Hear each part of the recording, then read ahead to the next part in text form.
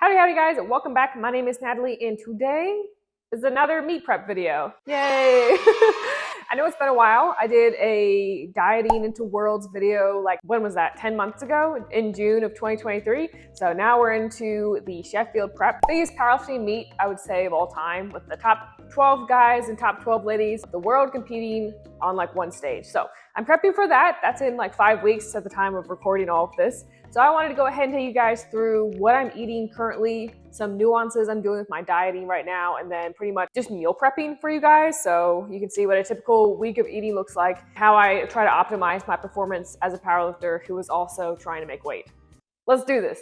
Okay, so as you can see before me, quite the spread here. Now I will admit it is the afternoon. I've already eaten breakfast, but I literally eat the same thing for breakfast every single day. It's always an egg, some sort of bread, whether it's an English muffin or just a piece of bread. Fruit, usually raspberries or blackberries or an apple. Sometimes a peach if I'm feeling kind of crazy.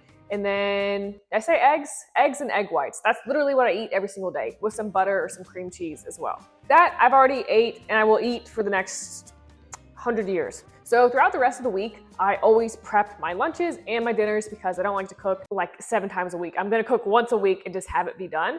So if you don't like meal prepping and eating, like refrigerated food for like the next 6 days, just meal prep like on like Wednesdays and Sundays or like twice a week or sometime. So you don't have to have refrigerated food if that bothers you. It doesn't bother me. I'll just eat whatever for the next like 6 days and be fine. So I have the same like meal prepping I say for whether I'm bulking or cutting. For lunches, I always prep a chicken with something, and then I always prep dinners, usually a chicken or a fish with something else. So my meals are pretty lean for the most part, and then my snacks and my dessert after dinner is when I'll eat a little bit more variety. But one disclaimer before we get into it, I do have celiac, so I'm gluten-free. If you don't have celiac or wheat allergy, just eat whatever your heart tells you to. You don't have to eat gluten-free just because I'm eating gluten-free. So as you can see, I have a lot of chicken for the week. Now, this is rotisserie chicken, and this is gonna be my lunches. I didn't feel like cooking chicken twice. I did last week. I did like ground chicken and I got bored of it. So this is rotisserie chicken that I'm going to weigh out for all my meals and like throw in some Tupperware so that I can have it pre-portioned for my lunches throughout the week. And then for vegetables, like I said, I'm just prepping lunch and dinner. I'm going to do probably some sort of stir-fry veggies, these ones probably, and then save the Brussels sprouts for dinner. Like, I think something really important is to always flavor your food when you cut or like add something in. Like, don't eat plain chicken in like rice. Like, that's so boring. So I got 2 different kinds of pico. So I have Tahitian pineapple, mango, and then I have just regular pico. So I'm gonna throw these in with, I'll probably throw the regular pico in with my rotisserie chicken because this is seasoned. So this will just add like some flavor, and there's like 2 calories in it. Yeah, 20 calories in it for serving. And then throw in some rice for my lunches and dinners. And I walked for like 30 minutes to get this today because I forgot to get it at the store earlier this week. So this is gonna be my lunches. We're gonna prep in just a second. Rotisserie chicken, pico, mixed veggies, and then rice. I'll throw in the Instant Pot. Dinners. I need to let these defrost for a little bit longer, but I'm gonna do some chicken breasts, gonna do 4 ounces per my servings. I guess I'll throw in this mango pico. Last week I did tzatziki sauce, so I'll try that. And then Brussels, and then rice. Okay, and then like I already mentioned, I do raspberries. These aren't even raspberries. I do blackberries, raspberries with my breakfasts. And then as an afternoon snack, I'll throw in like another fruit. I have apples because I let all my bananas rot last week. So I'm going to do some apples, so I'll actually eat them. For protein shakes, I usually do Fairlife, in the afternoon, like a mid-morning snack. And then if I don't want to do Fairlife, I'll sometimes get these like plant-based protein ones. I know these are actually like decent. Usually the plant-based protein ones just make me feel unwell, but these, I don't know how to say it, koya, whatever. They're really good, and they have like 7 grams of fiber in them, so they're super like satiating, and they're actually like pretty yummy. And then the last thing I forgot to set out. So in the morning, I'll have 1 serving of this. I do weigh it out because if I don't weigh out my chips, I will eat the whole bag, especially when I'm cutting. If I'm bulking, it's bulking season. So then I also will have cereal sometimes as a like pre-lift snack if I'm feeling really hungry with the Fairlife fat-free milk. So, and then lastly is going to be my desserts for the week. I know I'm back on the healthy ice cream. This is Halo Top.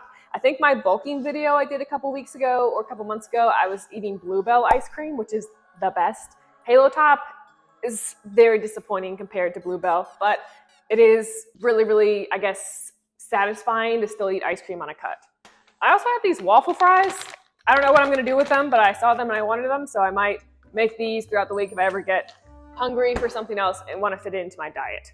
So with that being said, we'll go ahead and get into meal prepping. I think my total calories are going to come out to be around 2,000 where I'm at right now, with like 130 grams of protein, around 55 to 60 grams of fat, and then the remaining in carbs. So I'll go ahead and throw those numbers up on the screen so you can kind of see how I divvy up and proportion my meals throughout the day. On training days, I usually train in the afternoon after I get some food. So usually I at least have breakfast and lunch, unless I train super early some days, which I do, then in that case, I'll just have breakfast. So let's go ahead and just roll into the meal prepping part of things so you guys can see how all the calories come together at the end of the day for cutting.